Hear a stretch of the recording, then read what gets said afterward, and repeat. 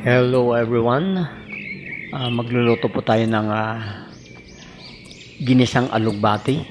Haluan po natin ng white sardines or mackerel sardines. So ito po, akyat po tayo sa itaas mga kaibigan. Mamimitas po tayo ng alugbati na kung tawagin sa English ay Malabar spinach, Indian spinach o kaya minsan vine spinach. In most other countries, but it isn't actually a kind of spinach.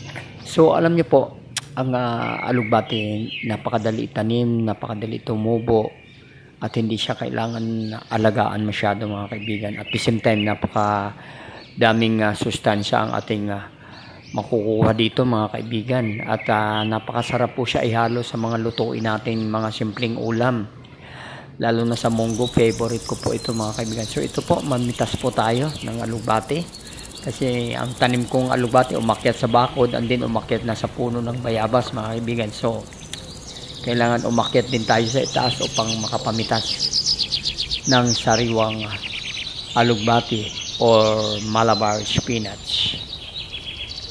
Alam nyo, dalawang klase po ito. Meron pong green at meron naman yung itong kulay pula. Pero napapansin ko po yung kulay green, hindi siya masyadong matapang. Kumbaga ang lasa niya ay mild lang, samantala itong the red one na alugbati o Malabar spinach ay medyo matapang ang kanyang lasa mga kaibigan. At marami po siyang good health benefits mga kaibigan na makukuha natin.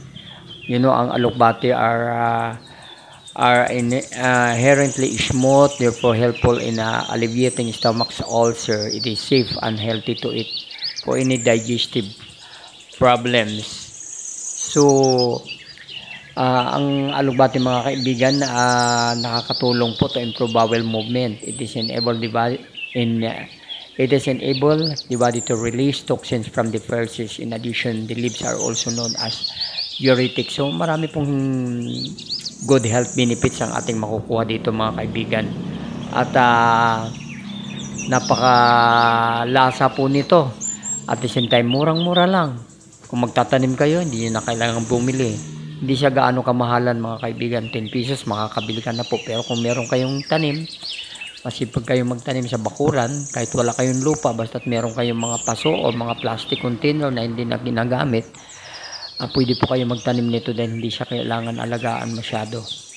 So ayan po, nakapitas din ako ng blue tarnate or pea flower na masarap na tsa po yun. At marami pong health benefits din ang makukuha natin dyan.